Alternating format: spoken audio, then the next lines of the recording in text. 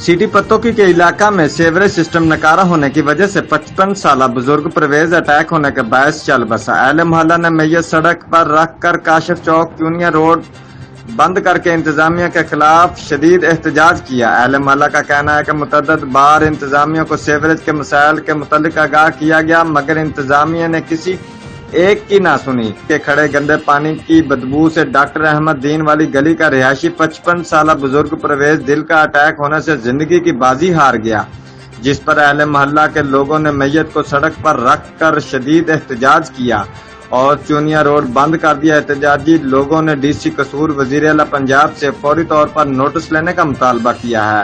Report मार बिशारत Siddiqui, divisional bureau chief, जियो express news, Lahore.